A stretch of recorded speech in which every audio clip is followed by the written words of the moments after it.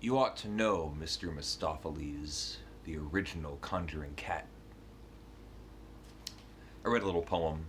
It's Mr. Mistoffelees by T.S. Eliot. It's one of the poems in the old Possum's book of practical cats.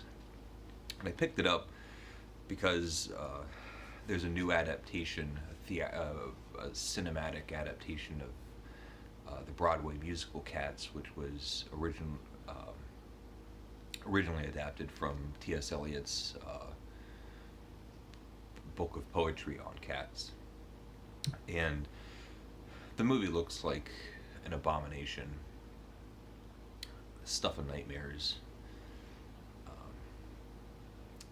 So I wanted to read the poem, read some of the poetry again, and I read Mr. Mistoffelees. And it's fluff. It's sort of just fun poetry that I would imagine that's enjoyable to read to children. I'm a cat lover. I have two lovely cats around here. See Daphne. I'll read just some of it because it is so fun. So this is Mr. Mistoffelees. His manner is vague and aloof. You would think there was nobody shyer, but his voice has been heard on the roof when he was curled up by the fire. And he's sometimes been heard by the fire when he was about on the roof. At least we all heard somebody who purred, which is incontestable proof of his singular magical powers, and I have known the family to call him in from the garden for hours while he was asleep in the hall.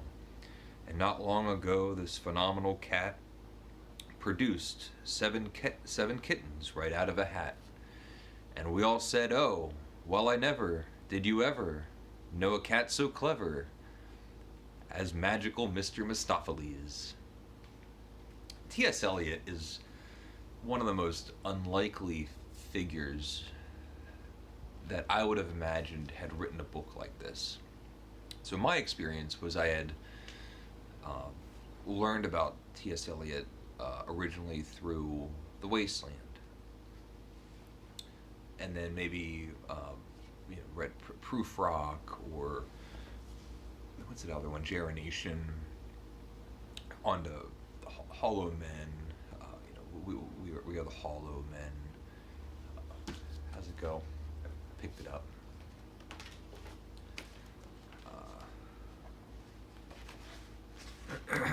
We are the hollow men, we are the stuffed men, leaning together, headpiece filled with straw. Alas, our dried voices when we whisper together are quite meaningless as wind in dry grass, or rats' feet over broken glass in our dry cellar.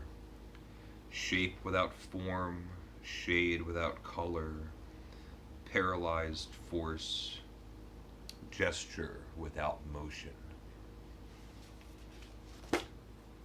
He's a difficult poet. Snooty. This is like a snobbish poet, which I love. He's great. But I've heard recordings, and he has like a fake English accent that he puts on. Like he was born in like Kentucky or something, but he wants to have this image. All of that being said, it's very surprising from the way that I learned about T.S. Eliot to find out that he wrote such a fun, kind of fluffy children's book of poems. I do really enjoy it. It's just very unlikely. I think it's just as unlikely as someone who maybe is like a teenager in the Glee Club or a thespian that learns that the musical Cats was based off of a book of poetry, and then to learn that the person that wrote the old Possum's book of practical cats went off and wrote things like The Wasteland and Ash Wednesday and The Hollow Men. It's equally unlikely and odd. Um, I wouldn't really. It's probably my least the Practical Cats book. It's probably my least favorite thing about him. I own it, um, just because it is enjoyable, and T.S. Eliot's a writer that I like. Um, I do not pick it up often. About the movie, though, it looks awful. Um, and I think to myself, the Broadway play, and I'm too young to really know anything about how it was initially conceived to be on stage. On paper, though, it seems that it would be a bad idea to have. And I've seen clips of it, and it looks like absolute pandemonium. It's a hit. It's this huge, smashing success. I think it's one of the longest Broadway plays, one of the most successful Broadway plays. I never hear anything good about it. And still people love it. So I'm not very critical of the movie. Like, it looks bad. Um, and it'll be a hit. And probably people will love it. And children, I imagine that it would give children nightmares, but maybe not. Maybe it's a form of fun that evades me. So this was more of rambling than an actual review of a poem, but it is great fun, especially like if you are a cat person. It's a great book to have. By the way, Old Possum was T.S. Eliot's nickname. It's the kind of nickname that I imagine that he gave himself.